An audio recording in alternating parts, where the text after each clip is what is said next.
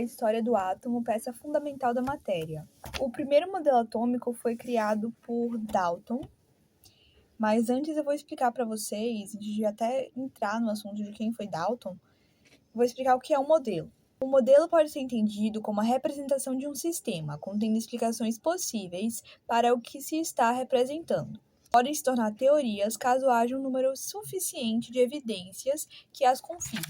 O atomismo na antiguidade. Inicialmente, existia um filósofo grego chamado Empédocles, que ele acreditava que a matéria era formada pelos 4 elementos: fogo, água, terra e ar. Na maioria dos desenhos animados, que tem esse conceito de poderes mágicos e tal, tipo Frozen, Winx, eles abordam que existem os 4 elementos e que esses 4 elementos formam todas as coisas. Depois, Aristóteles, ele apareceu e disse: sim, Empédocles estava certo, mas ele esqueceu de uma coisa. Não são apenas os 4 elementos que formam matéria, mas 4 qualidades: úmido, seco, quente e frio. A galera acreditou nessa brisa. E quando Demócrito e Leucipo de Mileto apareceram para dizer que não era bem assim que as coisas funcionavam, ninguém acreditou neles. Leucipo e Demócrito, eles diziam que a matéria era formada por elementos minúsculos e indivisíveis chamados de átomos. Que, para quem não sabe, átomos significa indivisível. Muito bem. Eles foram os responsáveis pela noção do átomo. John Dalton, que é o carinha que eu estava falando no início do vídeo, ele concordava com a ideia de Demócrito e Leucipo, e ele se apoiou nos trabalhos de grandes químicos experimentais como Antoine Lavoisier e Joseph Proust, e verificou que a única explicação para os resultados observados na análise das reações químicas era admitir que a matéria fosse formada por partículas indivisíveis. Nesse cenário, ele criou o primeiro modelo atômico de todos, que tinha 7 características, e eu vou assinalar para vocês quais são as que ainda vigoram e as que não vigoram mais. Em primeiro lugar, toda matéria é formada por átomos. É verdade. Em segundo lugar, o átomo é uma esfera maciça e homogênea, semelhante a uma bola de bilhar indivisível e de carga elétrica neutra. É mentira, inclusive. Átomos de um mesmo elemento químico são idênticos em todas as suas características. Essa é a 3 e também é mentira. 4. As substâncias simples são formadas por átomos de um mesmo elemento químico. Verdade. E as substâncias compostas, que é as 5, são formadas por átomos de elementos químicos diferentes combinados em uma mesma proporção. Verdade. Os átomos são eternos, não podem ser criados ou destruídos. Não. Gente, tantos átomos não são eternos e podem ser criados e destruídos que existe um negocinho chamado fissão nuclear. Tá? Então, o que é fissão? É justamente a separação, a divisão. 7. Durante uma reação química, os átomos se recombinam. É verdade. O modelo atômico de Thomson foi baseado num experimento de um homem chamado William Crookes, que era um físico inglês, onde ele colocou uma ampola de vidro com um gás a baixa pressão, tinha um polo positivo e um polo negativo, aplicou corrente elétrica em suas extremidades, sendo uma no polo positivo, outra no polo negativo, né? E notou a presença de um feixe luminoso correndo em direção ao polo positivo. Ou seja, esse feixe luminoso era negativo, porque cargas negativas atraem cargas positivas e cargas positivas atraem cargas negativas.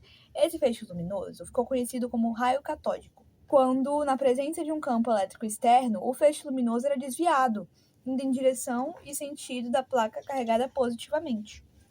Joseph Thomson, um tempo depois, começou a fazer experimentos com tubos de raios catódicos e concluiu que, além de serem partículas negativas, eram muito mais leves do que um átomo e estavam em toda a matéria, mas não estavam fixas no átomo. As partículas de raios catódicos receberam o nome de elétrons e foram as primeiras partículas subatômicas a serem descobertas. Quem foi que descobriu a primeira partícula subatômica? Foi J.J. Thomson. E qual foi o nome da primeira partícula subatômica a ser descoberta? É elétron. Então, Thomson propôs um novo modelo atômico, onde o átomo era organizado parecido com um pudim de passas, onde tinha a parte positiva, que era a maioria, e algumas concentrações de elétrons. O átomo deveria ser formado por uma esfera de carga positiva, na qual estariam aderidos os elétrons. Eu gosto de pensar que é tipo Sabe aquele pão de Natal? Que é todo redondinho assim, e aí tem umas frutas que não são muito gostosas. O modelo de atômico de Thomson basicamente era aquele pão com frutas cítricas, porque a carga positiva era o pão e as frutas cítricas eram os elétrons. Os pontos mais importantes de seu modelo são: 1. O átomo é uma esfera divisível e eletricamente neutra. 2. Como o átomo apresenta elétrons, para que a carga final do átomo seja nula, ele também deve apresentar partículas positivas. 3. Como os elétrons apresentam a mesma carga negativa, eles se repelem mutuamente, se distribuindo pela esfera positiva de maneira uniforme. Depois temos Rutherford, que se baseou nos experimentos de Eugene Goldstein, que aplicou também o experimento da ampola de Crookes, ou seja, William Crookes, ele deixou um legado significativo para a nossa humanidade, para o conhecimento da química e do atomismo, para identificar uma radiação que se propagava no sentido contrário aos raios catódicos, recebendo o nome de raios canais. Quem identificou isso foi Goldstein. Esses raios canais, eles são as partículas de carga elétrica positiva, que tem massa mais de 1.800 vezes superior ao do elétron.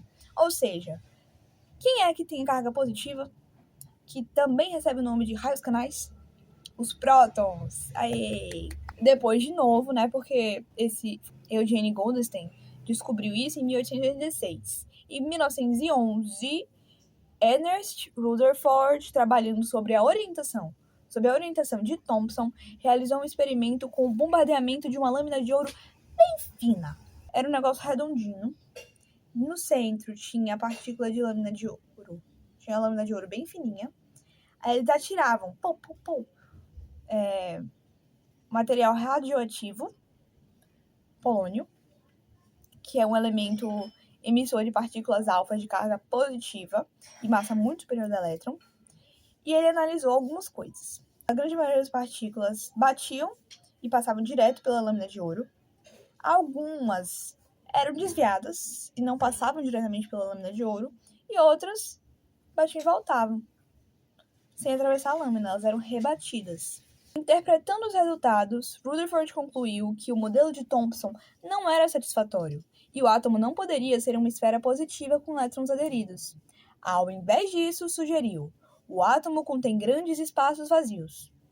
O centro do átomo é formado por um núcleo bastante pequeno e denso, de carga positiva. Os elétrons estão ao redor desse núcleo, com sua carga negativa. Foi criado, então, um modelo planetário, porque ele é baseado no sistema solar, tem as órbitas e tal. Os elétrons seriam, portanto, uma massa insignificante, mas contribuiriam para a carga elétrica do átomo.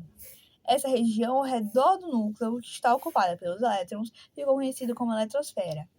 Gel, Tica, sei lá como é que vocês me chamam. Como é que é o nome mesmo dessa parte em que os elétrons ficam concentrados? É eletrosfera. Vocês podem pensar até em eletronsfera para ajudar a memorizar? E eu acho que dá para seguir por esse caminho sim. Apesar disso, o modelo de Rutherford apresentava alguns problemas. Que, segundo a física, por exemplo, os elétrons deveriam perder energia continuamente, se aproximando cada vez mais do núcleo até colidir com ele. Isso, no entanto, não era observado. A matéria, afinal de contas, é bastante estável. Então, como é possível resolver esse problema? Deixa eu explicar para vocês o que a física está tentando dizer. Thomson acreditava que os elétrons eles giravam ao redor do núcleo, dessa maneira. Só que assim, a física diz que quando a gente está girando continuamente, nós tendemos a perder energia. E quando a gente perde energia, a nossa aceleração diminui, a gente vai se aproximando mais do centro. Só que não tem como isso acontecer se a matéria é estável. E foi justamente isso que auxiliou a descoberta do nêutron. O nêutron é uma partícula de massa quase igual à do próton, só que não tem carga elétrica.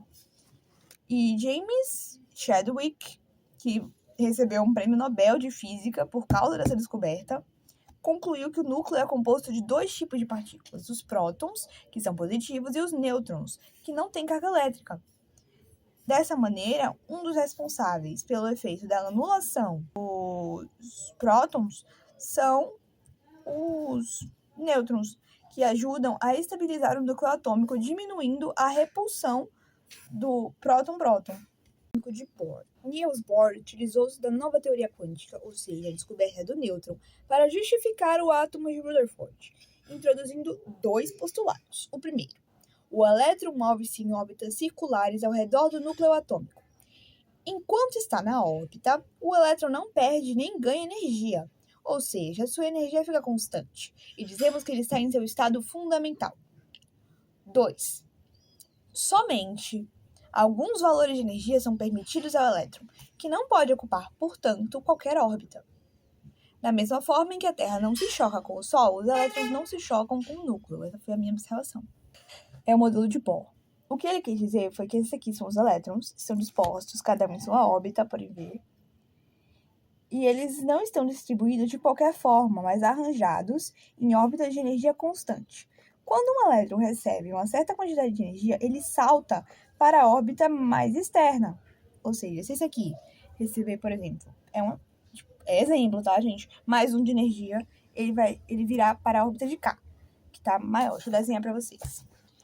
Se esse elétron receber mais um de energia, ele vai saltar para essa órbita de K. Entretanto, ele não pode ficar nessa órbita, porque a órbita dele é essa. Então, ele vai sofrer repulsão, vai voltar para cá e vai perder energia que tinha em excesso. O que poderia ocorrer sob a forma de luz. O nome dessa luz é fóton. As transições de uma órbita para outra, chamadas de transições eletrônicas. Ao absorver energia, o elétron passa do estado fundamental para o estado excitado. Ao emitir energia, passa do estado excitado para o fundamental. Quanto mais externa for a órbita, maior a necessidade de girar, portanto, mais energia. O modelo atômico de Bohr teve sucesso, mas esbarrava também com problemas, pois só funcionava com átomos formados por apenas um elétron, e não dá para viver assim. Na tentativa de ajustar o modelo para átomos mais complexos, os cientistas concluíram que seria necessário uma abordagem nova, introduzindo os princípios de uma nova física, a mecânica quântica. De acordo com a teoria quântica, a matéria se comporta de uma forma muito estranha, no nível atômico. O físico Louis de Broglie verificou que as partículas como prótons, elétrons e mesmo o átomo inteiro se comportam como ondas e como partículas, o que passou a ser chamado de dualidade onda-partícula. Outra constatação estranha foi feita por Heisenberg, que disse: a posição e a energia de uma partícula, como um elétron, não podem ser determinadas com precisão simultaneamente, o que foi chamado de princípio de incerteza. Vou explicar para vocês o que é em princípio de incerteza com outras palavras que não as do livro. Basicamente, se você descobre aonde tem um elétron, você não consegue descobrir qual é a energia exata dele. Mas se você descobre qual é a energia exata dele, você não consegue descobrir a posição. Se você tem um detalhe exato, você não consegue ter o outro. A descrição de um átomo simples, átomo de hidrogênio, foi realizada por Erwin Schrödinger. O que John Dalton tem a ver com daltonismo? John Dalton, ele era daltônico. E ele foi uma das primeiras pessoas a estudar sobre esse complexo. O que é o daltonismo? Distúrbio visual que provoca dificuldade na diferenciação de cores, principalmente entre o verde e o vermelho. Acabamos o capítulo de química, tá bom?